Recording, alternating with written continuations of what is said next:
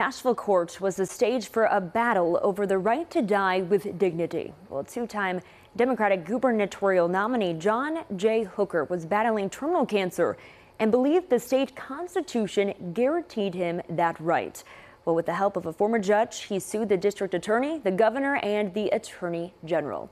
News 2's Bob Mueller continues our all-day special reports. John J. Hooker was a fighter to the very end. He stood in the breach with Bobby Kennedy and Martin Luther King Jr. in the fight for civil rights, and as he was dying of cancer, fought for what he called the last great civil right, the right to die. Hooker believed very much in the Tennessee Constitution. He believed it was a greater constitution as written by our forefathers than the U.S. was, and it gives a lot of rights to human beings. Hooker believed the right to die with dignity belonged with other civil rights, the right to free speech, the right to religion. Yes, it's an absolute right.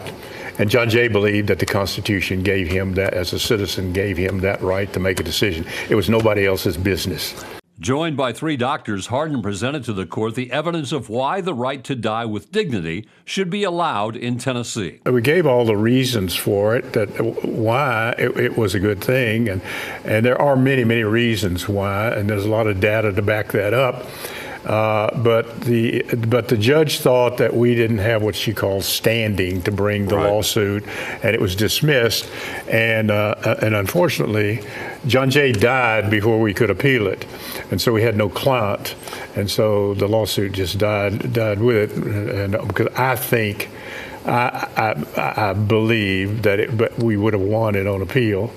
Hardin says the real issue was not dying, but rather being in control of your death. I believe to this day that John Jay, if he had won that case and he had gotten a prescription, that he would not have used it. It's just 33% of the people that get this prescription never use it. It's just a comfort. Right. If things get going really bad, I know I've got this and I can check out at any time I want to, or I can make a decision not to.